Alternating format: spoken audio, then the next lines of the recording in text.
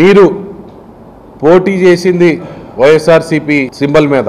ఆ YCP symbol మీద పోటీ చేసినప్పుడు మీకు అగెన్స్ట్గా ఎవరైతే నాయకులు పనిచేశారో, ఎవరైతే కార్యకర్తలు పనిచేశారో వాళ్ళ మధ్యలోకి మళ్ళీ మీరు జనసేన పార్టీగా కండువా వేసుకొని వస్తే వాళ్ళు ఒప్పుకోవటానికి రెడీగా లేరని మీకు తెలియజేస్తా ఉన్నా. అలాగే నిన్న మాట్లాడుతూ నన్ను పొన్నూరు నియోజకవర్గంలోకి రాకూడదు అంటున్నారని, రానియట్లేదని మీరు చెప్తా ఉన్నారు. మిమ్మల్ని పొన్నూరు నియోజకవర్గంలోకి రావద్దని ప్రజలు తీర్పిచ్చారు.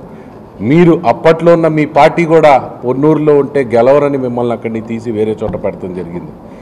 అదే కాక ఈరోజు మీరు ఎవరినైతే ఇబ్బందులు పెట్టారో ఆ పార్టీ, ఏ పార్టీనైతే మేము తల్లిలాగా భావిస్తామో తెలుగుదేశం పార్టీని, గత 5 సంవత్సరాలు మీరు ఎప్పుడు మాట్లాడినా తెలుగు దుష్ప్రచార పార్టీ అని అనేక సందర్భాల్లో ఎక్కడ తెలుగుదేశం పార్టీ గురించి మాట్లాడాలన్నా మీరు ఇదే తెలుగు దుష్ప్రచార పార్టీ అని మీరు ఉచ్చరించారని మీకు తెలియజేస్తా ఉన్నా. ఆ కోపాలు మా గుండెల్లో ఉండవా అని మీకు తెలియజేస్తా ఉన్నాం. అలాగే పవన్ కళ్యాణ్ గారి గురించి, నారా చంద్రబాబు నాయుడు గారి గురించి అనేక మాటలు మీరు మాట్లాడటం జరిగింది, వ్యక్తిగతంగా మాట్లాడటం జరిగింది. కానీ అవన్నీ మా గుండెల్లో ఉండవా అని మీకు అడుగుతా ఉన్నాం.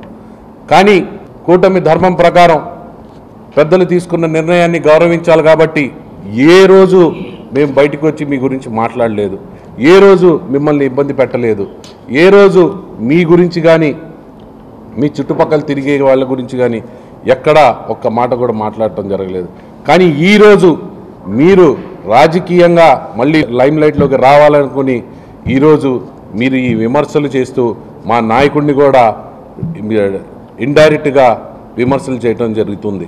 కానీ మీకు ఒకటే చెప్తా ఉన్నాం, రాజకీయాలు చాలా సిద్ధాంతపరంగా చేసే కుటుంబం ధూళిపాళ్ల కుటుంబం. గత 40 సంవత్సరాలుగా ఎలక్షన్లు మారిని, పార్టీలు మారిని, గవర్నమెంట్లు మారిని, కానీ తెలుగుదేశం పార్టీ జెండాని భుజాన పెట్టుకున్న కుటుంబం ధూళిపాళ్ల కుటుంబం అని మీకు తెలియజేస్తా ఉన్నా.